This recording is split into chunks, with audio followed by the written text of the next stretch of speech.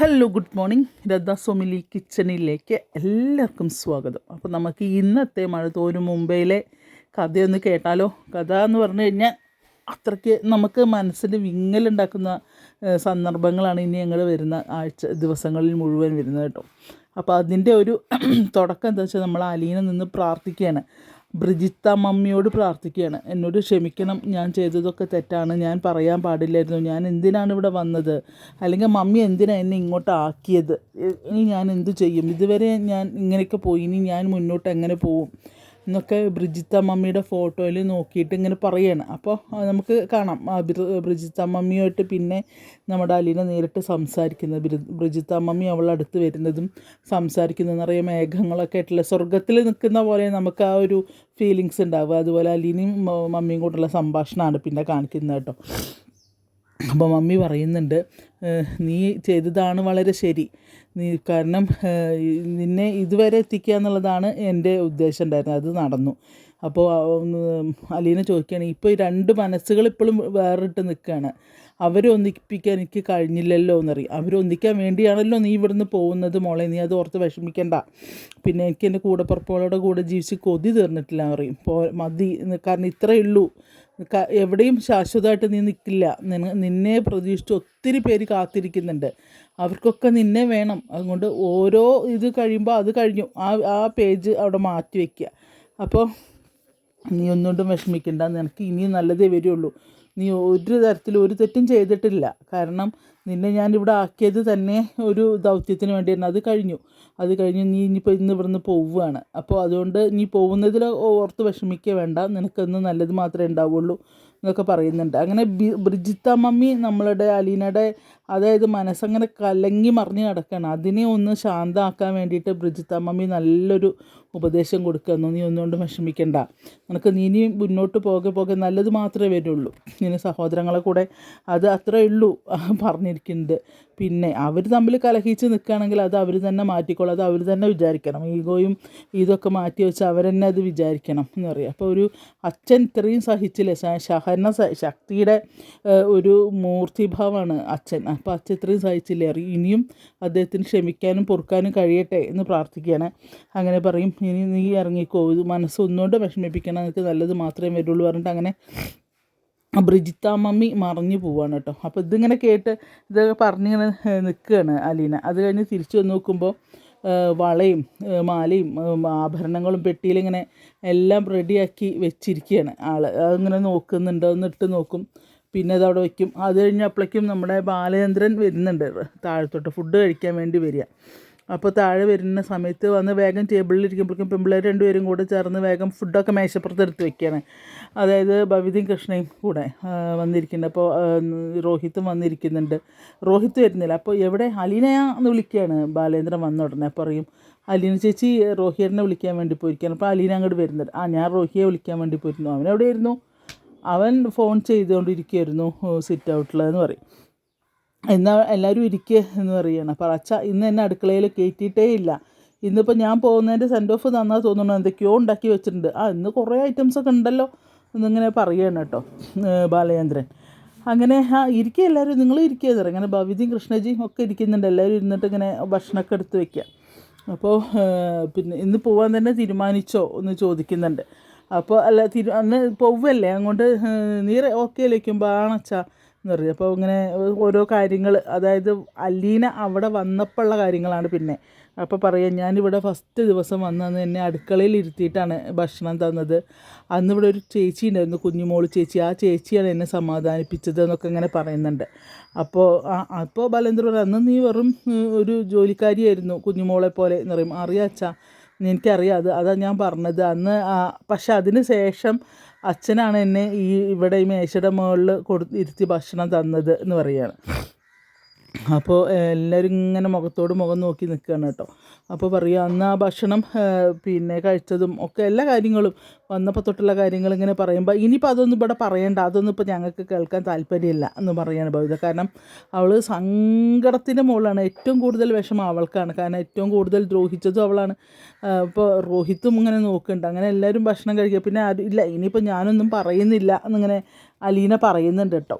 അപ്പോൾ രോഹിത് ഇങ്ങനെ നോക്കും ഓരോരുത്തരുടെ കണ്ണിലും. കാരണം ബാലേന്ദ്രനൊക്കെ കഴിക്കുന്നുണ്ടെങ്കിൽ അയാളെ കണ്ണൊക്കെ ഇങ്ങനെ നിറഞ്ഞിരിക്കുകയാണ്, ബാലേന്ദ്രൻ്റെ അതേപോലെ അലീനയുടെ.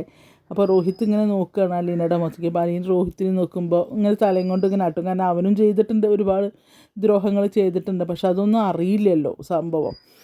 അങ്ങനെ ഭക്ഷണമൊക്കെ കഴിഞ്ഞ് എല്ലാവരും ഇതാവുകയാണ്. പിന്നെ നമ്മൾ അലീന റൂമിൽ ചെല്ലുമ്പോൾ ഈ സ്വർണ്ണങ്ങളൊക്കെ ഇരിക്കുന്നു, മുന്നേ ഈ സാരി. അപ്പോൾ ഈ സാരി ഇങ്ങനെ എടുത്ത് നോക്കുന്നുണ്ട്, സ്വർണ്ണ വള ഇട്ടിട്ട് അത് ഊരി വെക്കുന്നുണ്ട്. അപ്പോഴേക്കും വാതിൽ മുട്ടുകയാണ്. വന്നിട്ട് വാതിൽ മുട്ടുമ്പോൾ കുട്ടികളാണ് വന്ന് നിൽക്കുന്നത്. അപ്പോൾ പറയും പോകാൻ ഒരുങ്ങുകയാണോ ചോദിക്കുമ്പോൾ ചേച്ചി ഒരുങ്ങുകയാണോ ചോദിക്കും. അല്ല അച്ഛൻ ഇതാ സാരിയൊക്കെ വെച്ചിട്ടുണ്ട്, എനിക്കാണെങ്കിൽ സാരി ഉടുക്കാൻ അറിയില്ല. അപ്പോൾ പറയും ഇങ്ങനെ തന്നെ വേണം, അച്ഛനല്ലേ ഇത് തന്നത്, ഇത് തന്നെ ഇങ്ങനെ തന്നെ വേണം ഇവിടുന്ന് ഒരുങ്ങി പോവാൻ. അച്ഛൻ ചേച്ചിയെ ഒരു കല്യാണ പെണ്ണിനെ പോലെ ഒരുക്കി വിടണം എന്നാണ് പറഞ്ഞത്. അങ്ങനെയൊന്നും അല്ല എന്ന് പറയുന്നുണ്ട്. പക്ഷെ അതിൻ്റെ മുന്നേ നമ്മുടെ മനുവിൻ്റെ ഒരു കോള് വരുന്നുണ്ട് കേട്ടോ. അലീന റൂമിൽ കയറുന്ന സമയത്ത് മനുവിൻ്റെ കോള് വരുന്നു. അപ്പോൾ മനു വിളിക്കുമ്പോൾ അലീന പെട്ടെന്ന് ഫോൺ എടുക്കുന്നുണ്ട്. അപ്പോൾ മനു ചോദിക്കും, അല്ല പോയോ എന്ന് ചോദിക്കുകയാണ്. ഇല്ലേ മനുവായിട്ട് ഇറങ്ങാൻ നിൽക്കണുള്ളൂ, ഡ്രസ്സ് ചെയ്യാൻ പോവുകയാണ്. അപ്പോൾ അല്ല ഞാൻ വിളിച്ചത് ഇനിയിപ്പോൾ ഇന്ന് വല്ല അത്ഭുതം സംഭവിക്കുമെന്ന് വിചാരിച്ചിട്ടാണ് എന്ന് പറയണം. അപ്പോൾ എന്താ മനുവേട്ടാ എന്ന് ചോദിക്കുന്നുണ്ട്. അല്ല ഇനിയിപ്പോൾ പോണില്ല എന്ന് വെച്ചോ, ഞാൻ വിചാരിച്ചു ഇനിയിപ്പോൾ പോവുണ്ടാവില്ല, അവസാന നിമിഷം മനസ്സ് മാറും എന്ന് വിചാരിച്ചു. പറയുമ്പോൾ ഇല്ല മനുവേട്ടാ പോകണം, എല്ലാം അറിയുന്നതല്ലേ മനുവേട്ടനെ, ഞാൻ പോകണം മനുവേട്ടാ എന്ന് പറയാണ്. അപ്പോൾ അല്ല പോകണം പോയിക്കോളൂ പറയും. അപ്പോൾ മനുവേട്ടൻ എൻ്റെ കൂടെ നിൽക്കുന്നല്ലേ ഞാൻ വിചാരിച്ചത് എന്ന് പറയുന്നുണ്ട്. അപ്പോൾ മനു പറയും ഞാൻ കൂടെ ഉണ്ടല്ലോ എന്ന് പറയും. ഇവിടെ അച്ഛനും കുട്ടികളൊക്കെ പറയുന്നുണ്ട് പോകണ്ടെന്ന്. ചില സമയത്ത് ഞാൻ എന്നോട് തന്നെ ഗുസ്തി പിടിക്കാമെന്ന്. ഒരു ഭാഗം പറയും പോകണ്ട, ഒരു ഭാഗം പറയും പോകണമെന്ന്. ഞാൻ എന്ത് ചെയ്യും മനുവേട്ടാ, പക്ഷെ ഞാൻ തീരുമാനിച്ചു പോകണം. ഞാൻ പോയാൽ എല്ലാം ശരിയാവുകയാണെങ്കിൽ അത് ശരിയാവട്ടെ എന്ന് പറയുന്നുണ്ട്. അപ്പോൾ എല്ലാം ശരിയാവുമോ എന്ന് വയ്ക്കുമ്പോൾ എന്താ മനുവേട്ടാ അങ്ങനെ പറയേണ്ടതെന്ന് ചോദിക്കുക. അല്ല ഞാൻ പറഞ്ഞത് മാത്രം എന്ന് പറയുകയാണ് കേട്ടോ. അങ്ങനെ ഇവരുടെ രണ്ടുപേരും കൂടെ സംഭാഷണമാണ്. അപ്പോൾ പറയും മനുവേട്ടനും ഞാൻ എൻ്റെ കൂടെ വരായിരുന്നു എന്ന് പറയുകയാണ് കേട്ടോ. അപ്പോൾ പറയും അല്ല ഞാൻ വരണമെന്നുണ്ടായിരുന്നു, പക്ഷെ അങ്കിളിന് എന്തോ അതിന് താല്പര്യമില്ലാത്ത പോലെ തോന്നി എന്ന് പറയുന്നുണ്ട്.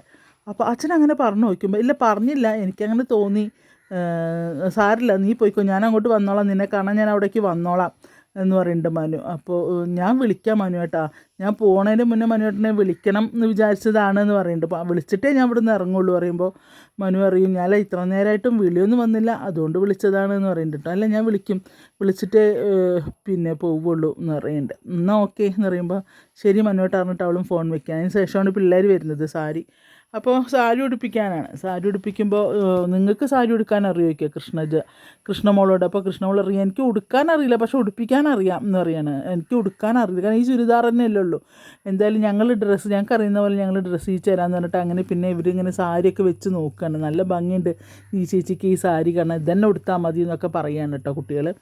അങ്ങനെ ആ സാരി ഉടുപ്പിക്കുകയാണ് നമ്മളുടെ കൃഷ്ണമോളും അതുപോലെ പിന്നെ ഭവിതയും കൂടെ ചേർന്നിട്ട് സാരി ഉടുത്ത് നല്ല ഭംഗിയിലൊക്കെ മുടി കെട്ടണമൊക്കെ ഉണ്ട്. അതിൻ്റെ ഇടയ്ക്ക് നമ്മളുടെ വളയൊക്കെ ഇങ്ങനെ സാരി കൊടുത്ത് നല്ല സുന്ദരി കുട്ടിയാക്കുന്നുണ്ട്. നല്ല ഭംഗിയിൽ കണ്ണെഴുതി മുഖത്തൊക്കെ പൗഡറൊക്കെ ഇട്ട് എന്തൊക്കെയോ ക്രീമും അങ്ങനെയുള്ള കാര്യങ്ങളൊക്കെ ഇട്ട് നല്ല സുന്ദരി കുട്ടിയാക്കുന്നുണ്ടേ. ആ സമയം ഇവളിങ്ങനെ കരയാണ്.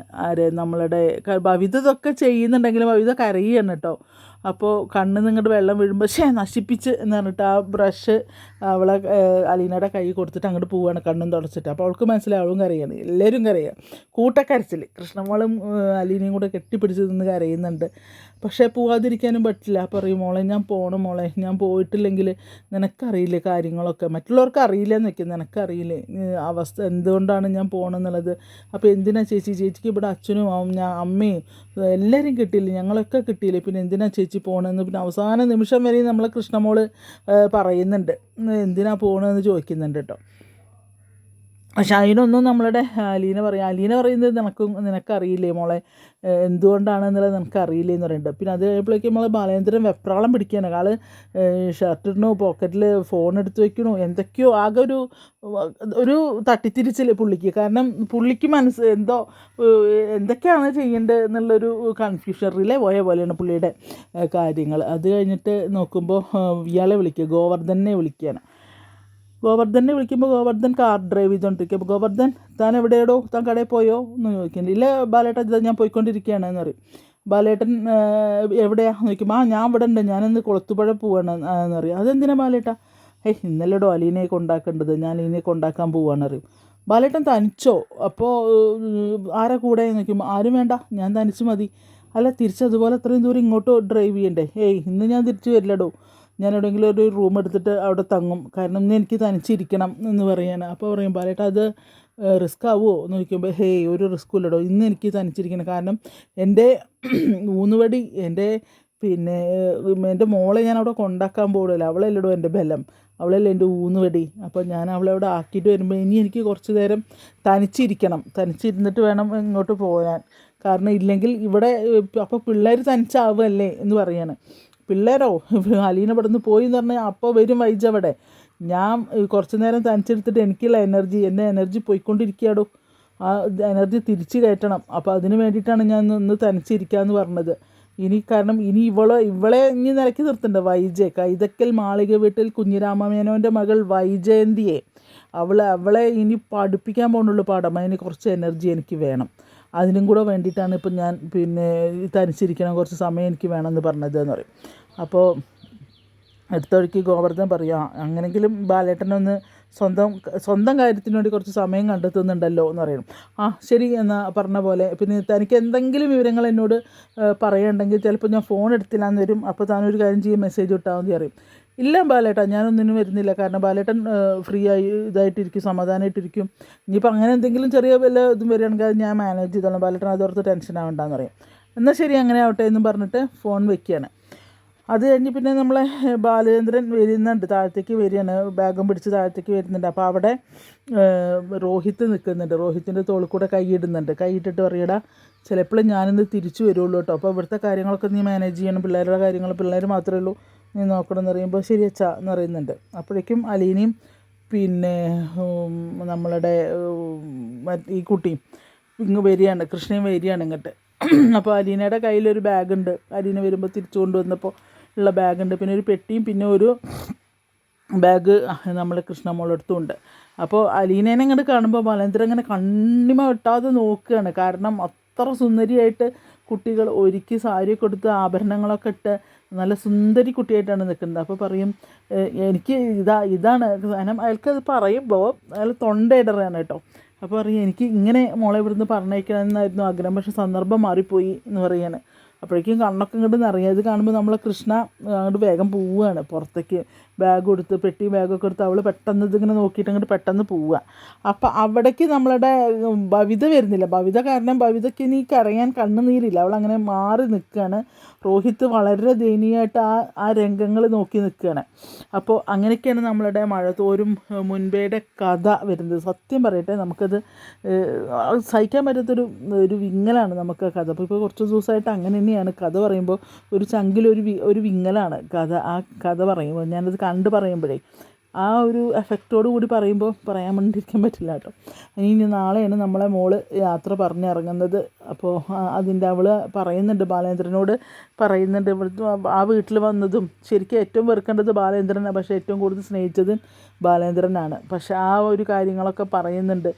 അപ്പോൾ ബാലേന്ദ്രൻ കാറിലിരുന്ന് പൊട്ടി കരയുന്നുണ്ട്. പിന്നെ അതിൽ വണ്ടി സൈഡാക്കി നിർത്തുന്നൊക്കെ കാണാം, അതിൻ്റെ ഒരു റിവ്യൂ കാണുന്നുണ്ട്. എന്തായാലും ആരും മിസ്സാക്കേണ്ട സീരിയൽ കണ്ടിട്ട് പിന്നെ നിങ്ങളുടെ അഭിപ്രായം പറയും. നിങ്ങൾക്ക് ഇഷ്ടപ്പെടുകയാണെങ്കിൽ, എൻ്റെ കഥ ഞാൻ പറഞ്ഞ കഥ ഇഷ്ടപ്പെടുകയാണെങ്കിൽ ഒന്ന് സബ്സ്ക്രൈബ് ചെയ്യാത്തവരാണെങ്കിൽ ഒന്ന് സബ്സ്ക്രൈബ് ചെയ്ത് ഒരു ബെല്ലൈക്കണൊക്കെ അമർത്തി ലൈക്കൊക്കെ തന്ന് നമ്മളെ ഒന്ന് സപ്പോർട്ട് ചെയ്യണേ. അപ്പോൾ എല്ലാവർക്കും നല്ലൊരു ദിവസം ആശംസിച്ചിട്ട് നിർത്തുന്നു. Thank you.